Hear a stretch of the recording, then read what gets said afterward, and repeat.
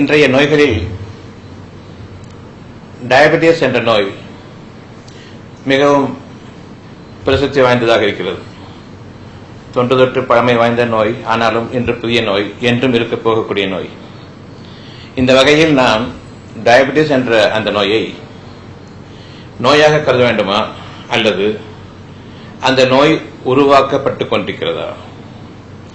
தானே உருவாகக்கூடிய நோயாக இருந்தால் அது குணமாகிவிடும். எனக்கு நானே உருவாக்கிக் கொள்ளக்கூடிய நோயாக இருந்தால் ஒருபோதும் குணமாகாது. இது இன்றைய சூழ்நிலையில் உங்களுக்கு பொருத்தமாக இருக்கிறதா? சிறுநீரில் பார்க்கறாங்க, சுகர் அங்க இருக்கு. உதாரணமாக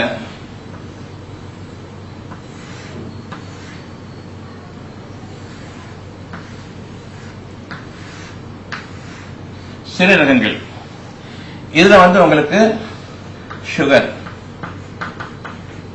plus plus plus plus 4 plus இருக்குது. சுகர், சிறுநீரில் உங்களுக்கு சுகர் இருக்கிறது என்று கூறுகிறார்கள்.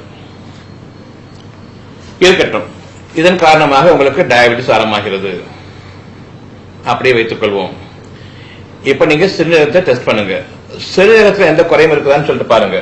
சோ உங்களுக்கு இந்த சிறுநீரகங்களை பற்றிய அனைத்து டெஸ்ட்களும் பண்ணி முடிச்சதுக்கு அப்புறமா சிறுநீரகங்கள் 100% நார்மல், நார்மலி ஃபங்க்ஷனிங் கிட்னிஸ். 100க்கு 100 இது நார்மலாக ஃபங்க்ஷன் ஆகக்கூடிய கிட்னி. நன்றாக ஞாபகம் வைத்துக் கொள்ளுங்கள். அந்த சிறுநீரகங்களில் எந்த பழுதும் இல்லை. சுகமாக அழகாக அதனுடைய இயற்கையில் அதற்கு என்ன வேலையோ அந்த வேலையை செய்யக்கூடிய 100% நார்மல். இது ஆங்கில மருத்துவம் கூறுகிறது. இப்பொழுது 100க்கு 100 இந்த சிறுநீரகங்கள் முறையாக இயங்கிக் கொண்டிருக்கும் பொழுது அதனுடைய வேலை என்ன? இரத்தத்தில் இருக்கக்கூடிய கழிவுகளை நீக்குவது அதனுடைய வேலையாகும்.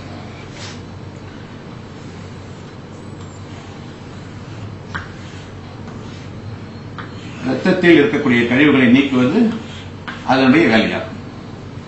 இந்த இரத்தத்தில் உள்ள கழிவுகளை 100க்கு 100 சரியான விதத்தில் எது நமக்கு பொருத்தமில்லையோ, நம்முடைய உடலுக்கு கேடானதோ அதனை சிறுநீரகமானது பிரித்தறிந்து நீக்குகின்றது. எனவே 100% நார்மலாக இருக்கக்கூடிய நிலையில் சிறுநீரகங்கள் இரத்தத்தில் இருக்கக்கூடிய கழிவுகளை வெளியேற்றுகின்றது. இவ்விதமாக நாம் பார்க்கும் பொழுது இந்த சுகர் சிறுநீரகங்கள் முறையாக இயங்கிக் கொண்டிருக்கும் பொழுது எந்த பழுதும் இல்லாத நிலையில் 100க்கு 100 அழகாக இயங்கிக் கொண்டிருக்கிற நிலையில் அது வெளியேற்றக்கூடியது கழிவா அல்லது உணவு சத்தா? இவர்கள் கூறுவது இது உணவு சத்து, சுகர். ஆனால் சிறுநீரகங்கள் நல்ல முறையில் இயங்கிக் கொண்டிருக்கும் பொழுது அது வெளியேற்றுவது கழிவு. இந்த இரண்டில் உங்களுடைய பொது அறிவு என்ன கூறுகிறது? பொது அறிவு இல்லை என்றால் மருத்துவம் இல்லை, அதை நீங்கள் உணர வேண்டும். உங்களுக்குள் மருத்துவ குணம் இருக்கின்றது, அதனை நீங்கள் பாதுகாக்கவில்லை என்றால் எப்படித்தான் மருத்துவர்களிடம் போய் சீரடைவீர்கள்? இனிதான் 10 வருடங்களுக்கு பிறகு 15 வருடங்களுக்கு பிறகு இவர்கள் எப்பொழுது மருந்து கொடுக்க ஆரம்பிக்கிறார்களோ அப்பொழுதுதான் உங்களுக்கு சிறுநீரகங்களின் பாதிப்பு உருவாக ஆரம்பிக்கிறது. இந்த சுகர் கெட்டதா நல்லதா? நல்ல சுகரா கெட்ட சுகரா? கழிவா அல்லது உணவு சத்தா? சிறுநீரகங்கள் முறையாக இயங்கிக் கொண்டிருக்கும் பொழுது அது வெளியேற்றுவது கழிவா அல்லது அது உணவு சத்தா? சுகர் நீங்க சொல்லக்கூடாது, அது கழிவு, கெட்டுப்போன சுகர். அப்படி என்றால் கெட்டுப்போன சுகர், நல்ல சுகர், இந்த இரண்டுக்கும் அவர்கள் வித்தியாசம் பார்க்க வேண்டும். ஆங்கில மருத்துவத்தில் இதனை பார்க்க வழியில்லை. அது ஒரு கெட்டுப்போன மருத்துவம், அறிவு அற்றுப்போன மருத்துவம், பொது அறிவு இல்லாத மருத்துவம். வீணாக அவை ஒவ்வொரு உறுப்பையும் சோதனை கருவிகளை கொண்டு பார்ப்பதன் காரணமாக சொந்த அறிவை இழந்துவிட்டது. ஆங்கிலேயர் பொதுவாகவே பொது சுகமற்றவர்கள், பொது நலமற்றவர்கள், பொது அறிவு அற்றவர்கள். எந்த விதமான அந்த பொது அறிவும் அவர்களுக்கு வேலை செய்யாத நிலையில் அவர்கள் சோதனை கருவிகளை நம்பிக்கை கொண்டிருக்கிறார்கள். ஆனால் தங்களுடைய சுய அறிவை விட்டுவிட்டார்கள். இதற்கெடுத்தாலும் டெஸ்ட், லேபரட்டரி டெஸ்ட். அந்த டெஸ்டோ உபகரணங்களோ அதற்கு மூளையும் கிடையாது, அறிவும் கிடையாது, சொன்னதை செய்யும், அவ்வளவுதான். உங்களுடைய அறிவை அதற்கு போதித்தீர்கள், அந்த அறிவை அது கக்குகின்றது. இதை தவிர அந்த இன்ஸ்ட்ருமெண்ட்ஸ்க்கு வேலை கிடையாது. இப்ப எனக்கு தேவையானது குவாலிட்டி, சுகருடைய குவாலிட்டி தவறாக இருக்கின்றது. சுகருடைய குவாலிட்டி நல்ல நிலையில் இருக்குமானால் நிச்சயமாக அது நல்ல சுகர் கெட்ட சுகர் என்று பிரித்தெரிவிக்கும். இங்கோ இந்த உபகரணங்களை கொண்டு சுகருடைய அளவு என்ன என்பதைத்தான் பார்க்கிறது. இந்த அளவு முக்கியமல்ல, கெட்ட சுகர் நீக்கப்பட்டிருக்கின்றது. அப்படி என்றால் இந்த கெட்ட சுகர் இருதயத்தில், அதாவது இரத்த ஓட்டத்தில் கலந்திருக்கின்றது.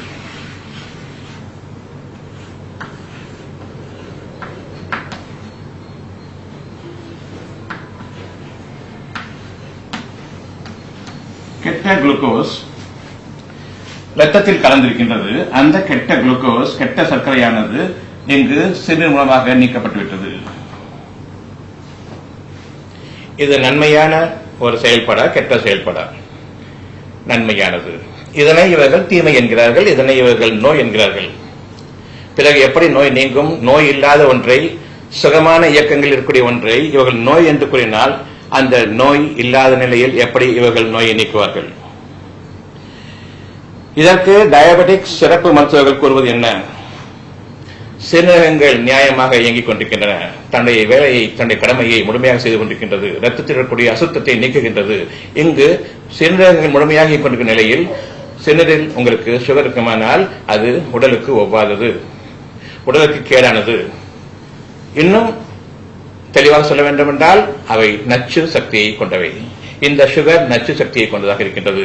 இதனை நாம் வெளியேற்ற வேண்டுமே தவிர, அது வெளியேறும் பொழுது அதனை நாம் அனுமதிக்க வேண்டுமே தவிர, அதை தடைப்படுத்தி இந்த சுகர், இந்த சர்க்கரையை உடல் உறுப்புகள் உபயோகிக்கும்படி செய்யக்கூடாது. என்னுடைய சக்தியானது இந்த சுகரிலிருந்து கிடைக்கிறது. என்னுடைய செரிமானத்தினுடைய இறுதி விளைவாக எனக்கு கிடைக்கக்கூடிய அந்த குளுக்கோஸ், அதுதான் எரிபொருள். என்னுடைய இயக்க சக்திக்கு தேவையான வெப்பத்தை கொடுக்கக்கூடியது அதுதான். இந்த எரிபொருள், இந்த சக்தியானது, இந்த வெப்பமானது என்னுடைய உடல் இயக்கத்திற்கு உதவுகின்றது, என்னுடைய மூளையின் இயக்கத்திற்கு உதவுகின்றது, என்னுடைய சிந்தனையின் இயக்கத்திற்கு உதவுகின்றது. என்னுடைய நன்மையான உடல் உழைப்புக்கும் மனதின் திண்மைக்கும் இந்த சுகர் எனக்கு வழிவகுக்க வேண்டும். இவ்விதமாக என்னுடைய சுகர் அது வெப்ப சக்தியாக மாறி எனக்கு இயக்க சக்தியை கொடுக்கும் பொழுது அந்த இயக்க சக்தியானது என்னை நல்ல விதமாக வாழ வைக்கும். ஆனால் நச்சு சக்தியாக இருக்கக்கூடிய இந்த சுகர், இதனை நான் ஆன்டி டயபெட்டிக் மெடிசன்ஸ் கொடுத்து அல்லது இன்சுலின் கொடுத்து இந்த கெட்ட சுகரை, கெட்டுப்போன நச்சு சக்தி வாய்ந்த இந்த சர்க்கரையை உங்களுடைய உடல் உபயோகிக்கும்படி நான் செய்தால், ஆங்கில மருத்துவம் இதைத்தான் செய்கிறது. கெட்ட அந்த சர்க்கரையை உடலுக்குள், உறுப்புகளுக்குள், செல்லணுக்களுக்குள் செலுத்தி அதனை உபயோகப்படுத்த செய்கின்றது. இப்பொழுது எனக்கு கெட்ட சக்திகள் உருவாகின்றன. என்னுடைய இரத்தத்தில் கெட்ட சக்திகள் அதிகமாகின்றன. அந்த கெட்ட வெப்ப சக்தியானது என்னுடைய இருதயத்தை தாக்குகிறது. அந்த கெட்ட சக்தியானது இருதயத்தை நெருக்கடிக்குள்ளாக்குகிறது. கண்டிப்பாக எனக்கு பிளட் பிரஷர் என்ற நோய் உருவாக ஆரம்பிக்கின்றது. இப்பொழுதுதான் முதன் முறையாக ஆங்கில மருத்துவத்தின் காரணமாக பிளட் பிரஷர், உயர் ரத்த அழுத்தம் எனக்கு உருவாக ஆரம்பிக்கிறது. ஆங்கில மருத்துவத்தில் நீங்கள் உங்களுடைய சர்க்கரை நோய்களுக்காக செல்லும் பொழுது ஏன் பிளட் பிரஷர் அதிகமாகின்றது? கெட்ட சக்திகள் உருவாகி அந்த சக்திகள் உபயோகப்படுத்த முடியாமல் அலக்கழிக்கப்படும் பொழுது அங்கு அந்த கெட்ட சக்திகள் இருதயத்தை நெருக்கடிக்குள்ளாக்குகின்றன. எனவே அங்கு பிளட் பிரஷர் ஆரம்பமாகிறது. இந்த மருந்துகளை உபயோகிக்கும் பொழுது உங்களுடைய ஆண் உறுப்புகள், விதைப்பைகள் இருக்கின்றன. அந்த கெட்ட சக்தியானது விதைப்பையை தாக்குகின்றது. விதைப்பையை தாக்குவதன் காரணமாகவும் அந்த உறுப்புகளின் சுரப்பு நீர்கள் தாக்கப்படுவதன் காரணமாகவும் இம்பார்ட்டன்ஸ், ஆண் தன்மை இயலாமை, ஆண் உறுப்புகளிடையே இயங்கும் தன்மை குறைபடுகின்றது. இதற்கு இம்பார்ட்டன்ஸ் என்று பெயர். இம்பார்ட்டன்ஸ் என்றால் ஆண்மை தன்மை குறைவாக இருக்கின்றது.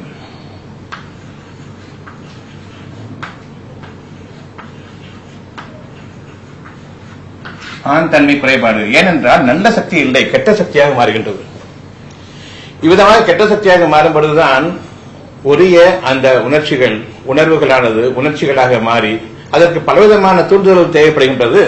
குடும்ப உறவை நான் வைத்துக் கொள்வதற்காக சீர்கெட்ட உறவு முறைகளை கொண்டு என்னுடைய சீர்கெட்ட இந்த கெட்ட சக்தியின் மூலமாக என்னுடைய நல்ல உணர்வுகள் கெட்ட உணர்ச்சிகளாக மாறி பலவிதமான உணர்ச்சிகளின் பால் உணர்ச்சிகளின் தூண்டுதலுக்கு என்னை இலக்காக்கி பிறகுதான் ஓரளவுக்காவது நான் என் குடும்ப உறவில் ஈடுபட முடியும். அங்கும் கெட்ட சக்தியை பரவுகின்றது. ஒரு மனிதன் காரணமாக இன்னொரு மனிதனுக்கு உடலுறவில் ஆணிலிருந்து பெண்ணுக்கு தன்னுடைய கெட்ட சக்தி அவர்களுக்கு பரவுகின்றது. எனவே ஒட்டுமொத்தமாக மூளையினுடைய இயக்கமும் மனதினுடைய சுகாதாரமும் கிடைக்கின்றது. வெறும் உடல் உறுப்புகளின் வழியில் நாம் பார்த்துக் கொண்டிருக்கின்றோம். இது எந்த அளவுக்கு உங்களுடைய மனநிலையை சீரழிக்கிறது. இதன் காரணமாக குடும்பத்தில் சச்சரவுகள், பிளவுகள். இந்த சுகர் உபயோகப்படுத்தப்படக்கூடாது.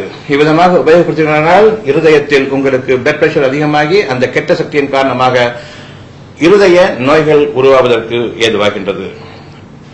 சக்தி நாளங்கள் நடைபெறுகின்றன. இருதயத்துக்கு செல்லக்கூடிய இரத்த நாளங்கள் பாழாகின்றன.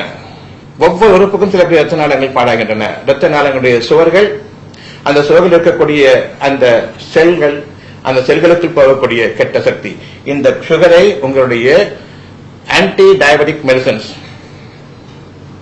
கிளைனேஸ் போன்ற, டயனில் போன்ற பல மெடிசன்ஸ் நீங்க கேள்விப்பட்டிருப்பீங்க. இது எல்லாத்துக்கும் கடையிலையும் வைக்கீங்க. எல்லாத்துக்கும் தெரியும். பச்சை குழந்தை கூட தெரியும். ஏன்னு சொன்னா எல்லாருக்குமே இந்த டயபெட்டிஸ் இருக்குது. இன்னைக்கு இந்த மருந்தை உபயோகிக்கும் பொழுது கெட்ட சக்தியானது உங்களுடைய உடலுக்குள் பாய்ச்சப்படுகின்றது. எப்படி என்றால், ஒரு பேதி ஏற்படுகிறது. அந்த பேதி என்பது உணவில் உள்ள நச்சுத்தன்மையின் காரணமாக அல்லது உணவு கெட்டுவிட்டதன் காரணமாக என்னுடைய குடல்கள் முதலில் பெறுகின்றன. அந்த குடல்கள் கெட்டு அந்த குடல்கள் நல்ல நிலையை இயங்கிக் கொண்டிருக்கும் பொழுது எந்த அளவுக்கு அதன் சக்தியை கிடைக்கப்பட்டதோ அந்த அளவுக்கு இப்பொழுது மோசமாகின்றது. மோசமாகும் பொழுது அந்த குடல்கள் இருக்கக்கூடிய அவ்வளவும் வெளியே பீச்சடிக்கப்படுகின்றது அல்லது வாந்தியாக மாறுகின்றது. கெட்ட சக்தி உடலுக்குள் தங்க முடியாது. வெளியே வரக்கூடிய அந்த பேதியை தடுக்கலாமா? கெட்ட சக்தியின் காரணமாக, உணவு கெட்டுவிட்டதன் காரணமாக, அதில் உள்ள நச்சுத்தன்மையிலும் அந்த பாதிப்பின் காரணமாக குடல்கள் இயங்க மறுத்து அவற்றை வெளியேற்றும் பொழுது குடல்கள் இயங்கிக் கொண்டிருக்கின்றன. ஆனால் அந்த இயக்க சக்தியானது இதனை வெளியேற்றுவதற்கு இப்பொழுது தன்னை பயன்படுத்திக் கொள்கிறது, தன்னை தயார்படுத்திக் கொள்கின்றது. குடல் லூசாகவில்லை. குடல் உண்மையை அறிந்து இவற்றை வெளியேற்றுகின்றது. அதிகப்படியான தண்ணீரை சுரந்து அந்த கழிவுகளை வெளியேற்றுகின்றது. அந்த கழிவுகள் முழுவதும் வெளியேற்றப்படுவதன் காரணமாக இனி நீங்கள் நடுநிலைக்காகலாம். அந்த கழிவு வெளியேற்றப்பட்டதும் தானாக நின்று போகும். குடலுடைய இடுக்குகளில், அதனுடைய சுவர்களில், உட்சுவர்கள் இடுக்குகளில் அந்த கெட்ட சக்தியானது தங்கியிருக்கும் வரையில் அடிக்கடி பேதியாகிக் கொண்டிருக்கும். அதனை நாம் நிறுத்தக்கூடாது. பேதியாகும் பொழுது நிறுத்தினால் அந்த கெட்ட சக்தியானது ரத்தத்தில் கலந்து மயக்கமும் ஏற்படும், மாரடைப்பும் ஏற்படும், அவர்கள் இறந்தும் போவார்கள். எப்படி நீங்கள் ஒரு பேதியை கெட்ட சக்தியாக இருப்பதன் காரணமாக கெட்டுவிட்ட அந்த உணவின் சக்தி வெளியேற்றப்பட வேண்டுமோ அதை தடுத்து நிறுத்த முடியாது. அதே போன்றே உங்களுடைய இரத்தத்தில் கெட்ட நீராக இந்த சுகர் கலந்துவிட்ட பிறகு அவை சிறுநீர் மூலமாக நீரிழிவாக நீக்கப்படுகின்றது.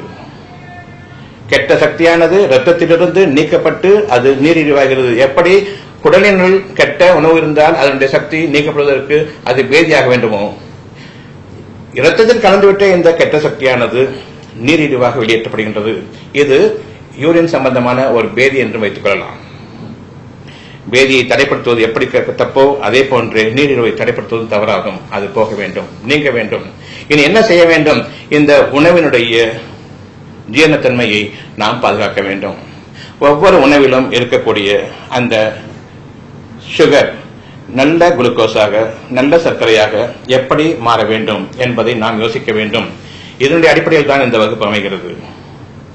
நான் உங்களுக்கு இருதயத்தில் என்ன நடக்கிறது, அதே சமயத்தில் வளர்ந்துவிட்ட ஆண்களுக்கு ஆண்மைத்தன்மை ஏன் குறைகின்றது, பெண்களுக்கு பெண்மைத்தன்மை குறையும். இந்த இரண்டிலிருந்து உங்களை பாதுகாத்துக் கொள்ள முடியாது. குடும்ப ஈடுபட வேண்டி நீங்கள் உங்களை கெட்ட முறையற்ற பாலுணர்ச்சிகளால் தூண்டப்பட்டு பிறகுதான் உங்களால் குடும்ப ஈடுபட முடியும்.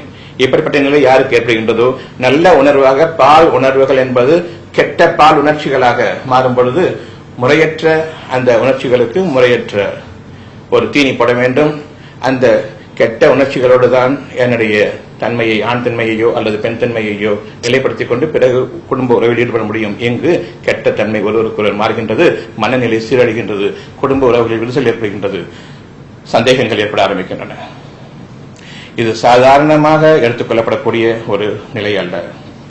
ஆங்கில மருத்துவம் என்ற மதிகட்ட மருத்துவத்தை விட்டும் நீங்கள் விலக வேண்டும். அதற்கு நன்மை எது தீமை எது எதுவுமே தெரியாத ஒரு மரமண்டை மருத்துவம். ஆங்கிலேயர்களுடைய மண்டை அந்த அளவுக்கு மோசமானது. ஏன் அந்த ஆங்கிலேயர்களுடைய அறிவை கொண்டு இந்தியாவில் இவ்வளவு சிறப்பு மருத்துவங்கள் இருக்கும் பொழுது அதனை ஏன் நாம் தலையில் தாங்குகின்றோம்? யாருக்கும் தெரியாது. அது என்ன? நிச்சயமாக இறைவன் அறிவான். இதற்கென்று ஒரு நேரம் இருக்கின்றது. அந்த நேரம் எதுவாகவும் இருக்கலாம்.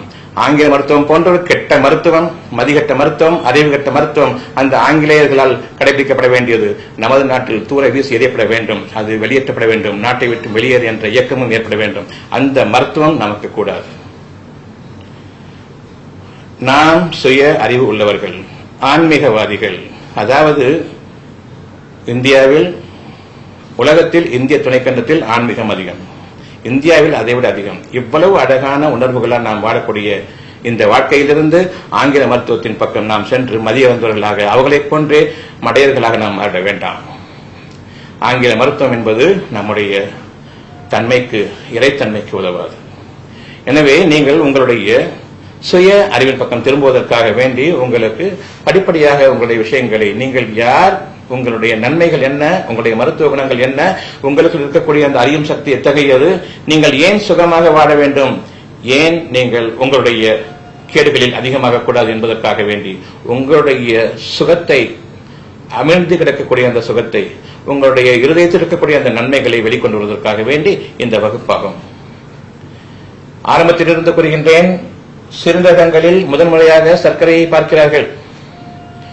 சிறுநீரகங்கள் ஏதாவது கேடு இருக்கிறதா? இல்லை. 100% அழகாக இயங்கிக் கொண்டிருக்கின்றது. அவருடைய பரிசோதனைகள் தெரிய வருகின்றது. சிறுநீரகங்கள் முழுமையாக இயங்கிக் கொண்டிருக்கும் பொழுது, 100% சிறப்பாக இயங்கிக் கொண்டிருக்கும் பொழுது அதனுடைய ஒரே வேலை இரத்தத்திலிருந்து கழிவுகளை நீக்குவது. 100% அழகாக இயங்கிக் கொண்டிருக்கிற இந்த சிறுநீரகங்களிலிருந்து வெளிப்படக்கூடிய சிறுநீரில் உங்களுக்கு சர்க்கரை இருக்குமானால் சர்க்கரை என்பது கழிவு என்பதை நீங்கள் அறிய வேண்டும். ஆனால் ஆங்கில மருத்துவம் அதை அறியாது. அப்படி ஒன்று இருக்குதான் கேட்கும். இன்னும் மடத்தனமான இந்த ஆங்கில மருத்துவம் சிரிக்கவும் செய்யலாம். நம்மை அழவைத்து அவர்கள் சிரிப்பார்கள். இதுதான் அவர்களுடைய போக்கு, அந்த மருத்துவத்தினுடைய நிலைமை. நீங்கள் இப்பொழுது அறிய வேண்டும், இந்த கெட்ட சுகர் சிறுநீரகம் நன்றாக இயங்கிட்டு இருக்கும்போது எதற்காக இந்த கெட்ட சுகர் நமக்கு அது நீரிழிவாக வெளியேற்றப்பட்டுக் கொண்டிருக்கும் பொழுது அதை தடுத்து உடலுக்குள் ஒவ்வொரு உறுப்புகளுக்கும் அதனை உபயோகப்படுத்துமாறு திணிக்கப்படும் பொழுது அங்கு உடல் உறுப்புகளின் கேடுகள் நச்சுத்தன்மையின் காரணமாக உருவாகின்றன. அலர்ஜி முதன்முறையாக ஏற்படுகின்றது. Allergy is another problem. Allergy என்பது ஒவ்வாமை. ஒவ்வொரு உறுப்பிலும், சிறுநீரகங்களிலும், அதனுடைய உட்சுவர்களில், அதனுடைய செல் அணுக்களில், ஒவ்வொரு பகுதியிலும் இந்த கெட்ட சுகரானது, சர்க்கரையானது, குளுக்கோஸ் ஆனது உபயோகப்படுத்தப்பட இருக்கின்றது. இங்கு இது இவ்வளவுமாக நிறையும் பொழுது இந்த சிறுநீரகங்களில் அலர்ஜி ஏற்பட்டு வீக்கங்கள் காணப்படுகின்றன. அதன் காரணமாக சிறுநீரகங்கள் பெருசாகும், சிறுநீரகங்கள் வீக்கமடையும், அல்லது சிறுநீரகங்கள் சுருங்கி போகும். இரண்டில் ஏதாவது ஒன்று. எப்பொழுது நீங்கள் உங்களுடைய மருந்துகளை சாப்பிட ஆரம்பிக்கின்றீர்களோ ஒரு நேரம் வரும், அந்த நேரத்தில் திடீரென்று சிறுநீரகங்கள் தங்களுடைய இயக்கத்தை நிறுத்திவிடும். கிட்னி ஃபெயிலியர், சிறுநீரகங்களின் செயலிழப்பு.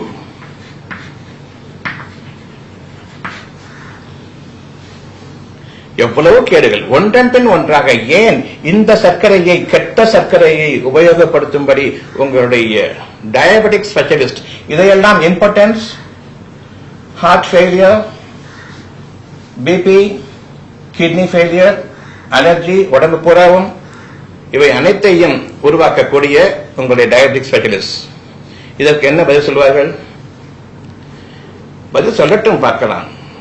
சொந்த அறிவு வேண்டும், பிறகு பதில். சுத்தமாக ஆங்கில மருத்துவத்துக்கு சொந்த அறிவு கிடையாது. அவர்களிடமிருந்து கடன் வாங்கிய மருத்துவம். இதில் என்ன பதில் சொல்ல வேண்டும்? அவன்கிட்ட கேட்கணும், போயிட்டு என்னன்னு கேட்கணும். அவர் யூகேல இருந்து ஒரு வளருவாரு, உடனே இங்க கேட்கிறார். தனக்கு சொந்தமா எதுவும் கிடையாது. தான் உபயோகப்படுத்துவோம், தன்னுடைய அறிவை உபயோகப்படுத்துவோம், என்ன ஏதுன்னு பார்ப்போம், ஒண்ணும் கிடையாது. அவன் சொல்ல அப்படியே அடிமை, பக்கா அடிமை. ஆங்கில மருத்துவத்தை பேணக்கூடிய, பின்பற்றக்கூடிய, அதனை ஒரு மருத்துவமாக தொழிலாக பார்க்கக்கூடிய இங்கு இருக்கக்கூடிய மருத்துவர்கள் பக்கா அடிமைகள். ஒரு வார்த்தை அவர்களுக்கு எதிராக பேச மாட்டார்கள். தவறு என்று சொல்ல நடுங்கி போவார்கள். மாஸ்டர்ஸ் அவங்க தான் அடிமையாக இருப்பதன் காரணமாக அவ்வளவு பயபக்தி ஆங்கில மருத்துவத்துக்கு. நீங்கள் உங்களுடைய சுய புத்தியை உங்களுடைய நன்மைக்காக, உங்களுக்கு ஆண் தன்மை கிடைக்கூடாது என்றால், பெண் தன்மை கிடைக்கூடாது என்றால், உணர்வுகளில் வாழ வேண்டும், பால் உணர்வுகளில் வாழ வேண்டும், பால் உணர்ச்சிகளில் நாம் ஆகிடக்கூடாது, கெட்ட உணர்ச்சிகளுக்கு அடிமைப்படக்கூடாது. இதன் காரணமாக குடும்ப உறவுகள் நடக்கும் பொழுது அங்கு உங்களுடைய மனதின் சீரழிவுகள், சந்தேகங்கள், முறையாக சிந்திக்க தெரியாமை, மத்திய இழந்த தன்மை, அந்த உடல் உறவின் காரணமாக குடும்ப உறவே சீர்குலையும், குடும்பமே துண்டு துண்டாக ஆகிவிடும், மனநிலை சீர்படாது, எந்த ஒரு விஷயத்தையும் சீராக சிந்திக்க முடியாது. சிந்திக்கும் தன்மை குறைவின் காரணமாக எந்த காரியத்தை தொட்டாலும் அதில் பிணக்குகளும், நம்முடைய உடல் கஷ்டங்களில் பலவிதமான சீர்குலைகள் உருவாகும் காரணமாக, டிப்ரெஷன் காரணமாக மயக்கங்களும், மார்படிகளும், அஜீரண கோளாறுகள் இன்னும் அதிகமாவதும், அலர்ஜி போன்ற அந்த கஷ்டங்களில் நாம் நம்மை சீரழித்துக் கொண்டு மிக பெரும் கஷ்டத்துக்கும் துன்பத்துக்கும் உண்டாக்கிக் கொண்டு எங்கு பார்த்தாலும் அரிப்பு, உடலில் எப்பொழுது தோல் அரிப்பு ஏற்படுகின்றதோ அது சம்பந்தமான ஒரு போர்ஷன் உள்ளுக்குள் உடலில் உள்ள உறுப்புகளில் உருவாகின்றன. உதாரணமாக இங்கு அரிப்பு ஏற்படுகிறது என்றால் பெருங்குடலில் அதே விளைவுகள் இருக்கின்றன. இந்த இடத்திற்கும் விரலினுடைய கையினுடைய இந்த பாகத்திற்கும் பெருங்குடலுக்கும் இடையே தொடர்பு இருக்கின்றது. எந்த அளவுக்கு அரிப்பு அதிகமாகிக் கொண்டிருக்கிறதோ இந்த இடத்தில், அந்த அளவுக்கு பெருங்குடலிலும் அதே அளவுக்கு கேடுகள் உருவாகிக் கொண்டிருக்கின்றன. அதனுடைய விளைவுகள் இங்கு தெரிகின்றன. தோல் என்பது சாதாரண வியாதி அல்ல. ஆள்காட்டி விரலோடு தொடர்பு கொண்டிருக்கக்கூடிய இந்த பகுதி அல்லது முழங்கையின் இந்த வெளிப்பகுதிகள் எப்பொழுது அரிப்பு ஏற்படுகின்றதோ அப்பொழுது நீங்கள் அறிய வேண்டும், பெருங்குடல் நிச்சயமாக இதை போன்றே துன்பத்திற்குள்ளாக இருக்கின்றது. இது அதிகமானால் கோலோனிக் கேன்சர், பெருங்குடல் புற்றுநோய்கள் உருவாகும்.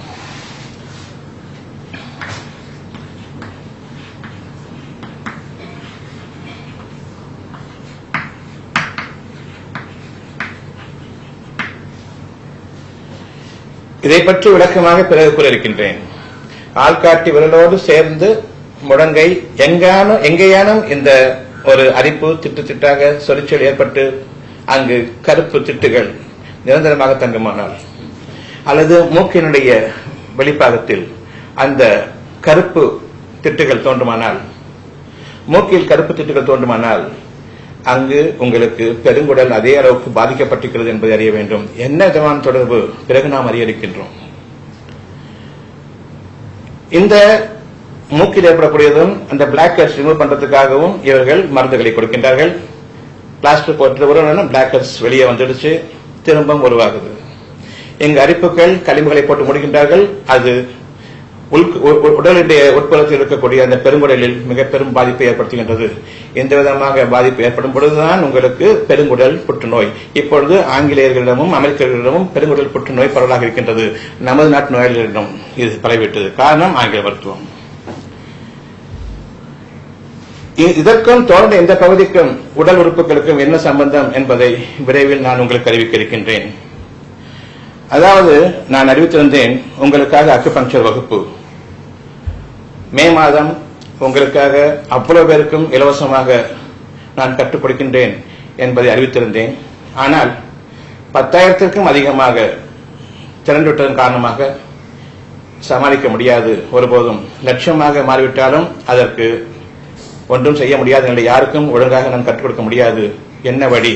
ஒரே வழி, உங்கள் முன்பாக உங்களுடைய வீடுகளில் டிவியில் உங்களுக்காக கற்றுக் கொடுக்க இருக்கின்றேன். வெகு சமீபத்தில் நடக்க இருக்கின்றது. எனவே நீங்கள் யாரும் கவலைப்பட வேண்டிய அவசியம் இல்லை. நீங்கள் உங்களுடைய தொலைபேசியின் மூலமாக தொடர்பு கொண்டு எப்பொழுது வகுப்பு என்று கேட்க வேண்டாம். 1,00,000 பேர் திரண்டு விட்டார்கள், சொல்லிக் கொடுக்க முடியாது, இடம் தாங்காது. எனவே உங்களுடைய வீடுகளில் உங்களுக்கு சொல்லிக் கொடுப்பதற்காக இருக்கின்றேன். ஒவ்வொரு தோலினுடைய ஒவ்வொரு பகுதிக்கும் உடலினுடைய எந்த உறுப்பு பாதிக்கப்பட்டிருக்கிறது என்பதை நீங்கள் அறிய வேண்டும். தோல் வியாதி அல்ல. தோல் மருத்துவ நிபுணர் ஒன்றுமே தெரியாது.